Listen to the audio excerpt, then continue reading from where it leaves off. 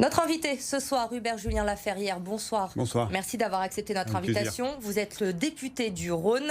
Alors, il y a eu 133 000 manifestants en France, selon le ministère, ce week-end. Entre 7 500 et 13 000 à Lyon, contre la loi sécurité globale. Énormément de monde dans les rues de Lyon ce week-end. Vous étiez présent, notamment, à cette manifestation. Christophe Castaner a annoncé aujourd'hui que l'article 24 allait être totalement réécrit. Est-ce que c'est une première victoire pour vous, cette annonce de Christophe Castaner? Je crois que c'est une première victoire pour tous ceux qui sont attachés à ce que la confiance soit restaurée entre les Français et les forces de l'ordre. Et cette loi ne permet pas la restauration de cette confiance.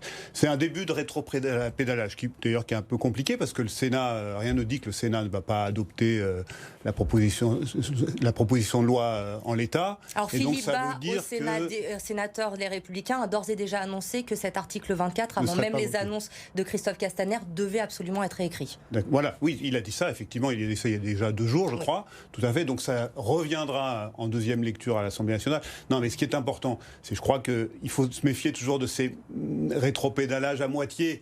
En réalité, les Français montrent, pour une grande majorité d'entre eux, qu'ils ne souhaitent pas de cette loi. Parce que c'est une loi, au fond, qui veut répondre à l'émotion. Et on ne fait jamais de bonne loi quand on répond à l'émotion. L'émotion, c'était la violence de certains à l'égard, en particulier les Black Blocs, à l'égard de la police. Mais on voit bien qu'il y a de la violence des deux côtés. On l'a vu avec Michel Zecler, on l'a vu avec votre confrère Rémi Buzine, on l'a vu avec les exilés Place de la République. Donc cette loi ne répond pas à cette nécessité de restaurer la confiance.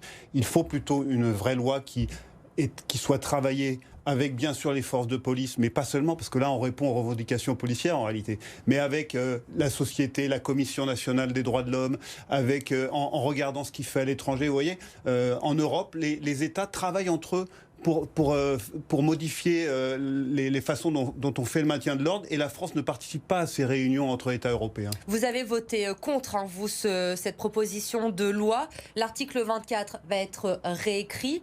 En fonction de cette réécriture, est-ce que vous pourriez voter cette loi, ou c'est plus globalement, au-delà de l'article 24, un problème? Il n'y a pas que l'article 24.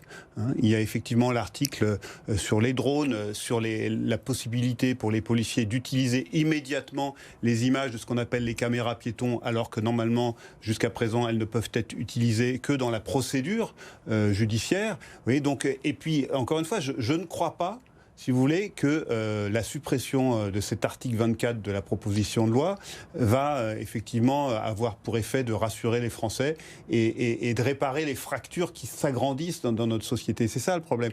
Et je pense qu'on ne peut pas effectivement faire l'économie d'une vraie réflexion sur le maintien de l'ordre. Évidemment que nous avons besoin de protéger nos policiers, évidemment que nous avons besoin de la police, bien sûr, mais aujourd'hui, il faut restaurer la confiance. Et c'est pas simplement en enlevant un article d'un projet de loi, d'une proposition de loi, qu'on va restaurer la confiance. Cette proposition de loi, elle est nécessaire, si je vous comprends bien, mais il y a plusieurs articles qui posent problème aujourd'hui.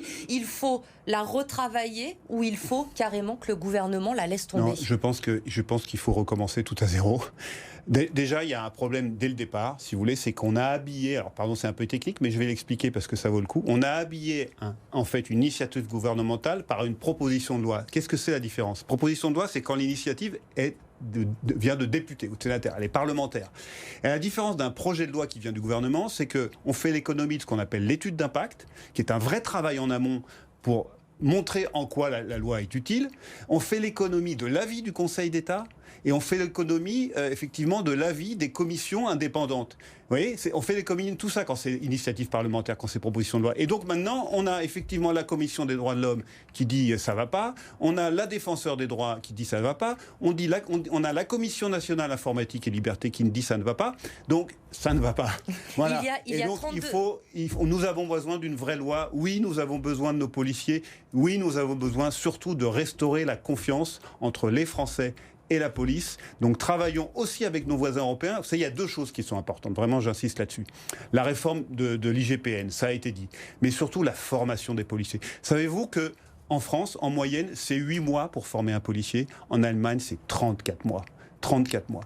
Et donc c'est ça le vrai sujet. Et quand vous avez des policiers haut gradés qui font des croche-pattes aux migrants place de la République, ça donne pas un bon exemple aux jeunes policiers qui sont en formation. Donc on a besoin de mieux les former.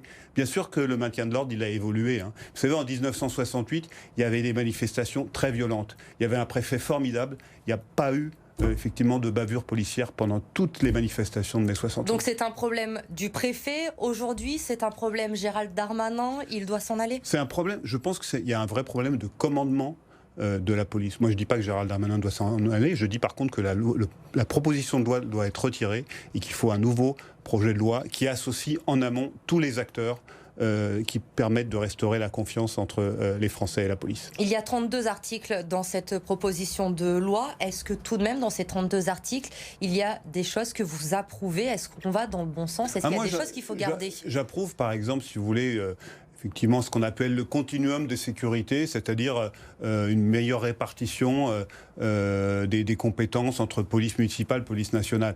Par contre, sous-traiter, parce que c'est bien ça l'idée, sous-traiter effectivement des actions de police à des sociétés privées de sécurité, ça c'est pas possible. Et ça aussi, ça a été pointé du doigt par la Commission nationale des droits de l'homme. Vous avez évoqué aujourd'hui ce problème de formation des policiers, cette fracture également, on la constate au fur et à mesure des manifestations. On a des citoyens qui sont contre la police, des policiers qui sont contre les citoyens. Aujourd'hui, on voit ces scènes dramatiques, inacceptables à chaque manifestation, que ce soit des deux côtés. On voit des manifestants blessés, des policiers également qui sont blessés. On fait quoi? On fait comment pour que tout cela cesse? On a l'impression aujourd'hui que quand on doit manifester en France, eh bien, c'est devenu courant, voilà, on sait, les Black Blocs vont arriver en fin de manifestation, ça va dégénérer et voilà, on ne fait rien. Il faut une réponse pénale, c'est clair que effectivement, il faut que les atteintes à l'intégrité des policiers dans les manifestations soient évidemment punies fortement. Mais ça n'a rien à voir avec un journaliste qui filme, on est bien d'accord. C'est là où il y a une confusion. Donc les Black Blocs, on les reconnaît assez facilement. Donc il faut certainement améliorer la réponse pénale pour qu'il y ait des sanctions très forte contre les violences à l'égard des policiers, c'est évident. De même qu'il faut qu'il y ait une réponse pénale pour les policiers qui ont violenté Michel Zecler. Et heureusement qu'il y avait des caméras pour prouver, parce qu'il y avait quand même, a priori, ce qu'on nous montre aujourd'hui, c'est qu'il y avait même un faux témoignage des policiers. S'il n'y avait pas eu de caméra, où on en serait aujourd'hui avec Michel Zecler, avec le faux témoignage des policiers. Donc attention à tout ça.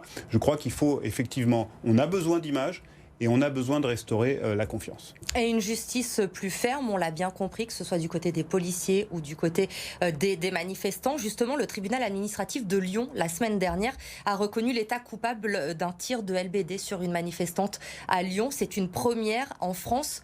Ça montre que ça commence peut-être à bouger aussi de ce côté-là. Oui, mais c'est pour ça que, si vous voulez, moi j'ai confiance dans la justice de mon pays, comme je veux avoir confiance dans la police de mon pays. Et vous voyez que la réponse pénale, elle fonctionne. Et donc on est évidemment encore dans un état de droit. Je le dis parce qu'il y en a qui disent que la France serait devenue une dictature. Évidemment, on est en état de droit. Et là encore, l'incarcération, la mise en examen et l'incarcération des policiers qui ont violenté Michel Zecler le montrent. Voilà, donc ça fonctionne, notre état de droit, il fonctionne. Par contre, il faut certainement faire évoluer notre doctrine du maintien de l'ordre. Il y a un problème de commandement et un problème de formation des policiers. Comment on rétablit cette relation entre les Français et les policiers, selon vous? On se souvient de 2015, les policiers qui étaient applaudis dans la rue. On a l'impression aujourd'hui que 2015, eh bien, c'est très très loin. C'est ça qui est dur. C'est ça qui est dur. Et je crois que effectivement, depuis plusieurs mois, depuis peut-être 2 années, on a effectivement une société qui paraît de plus en plus fracturée, un climat social qui s'est tendu. Et je pense que comme on a fait évoluer effectivement notre doctrine du maintien de l'ordre. Et encore une fois, en Allemagne, dans les pays du nord de l'Europe, il y a des manifestations très dures. Et la police répond mieux. Et donc, évidemment, moi, je ne serai jamais du côté de ceux qui accusent la police, qui la violentent. Je ne serai jamais de ce côté-là. Ce que je dis simplement, c'est que le métier de policier, c'est un métier très difficile. Tout le monde est là pour le reconnaître. Et c'est pour ça qu'il faut une formation de pointe et qui dure plus longtemps que ce qui est le cas aujourd'hui en France. Merci beaucoup, Hubert Julien Laferrière, d'avoir accepté notre invitation ce soir sur le plateau de BFM Lyon.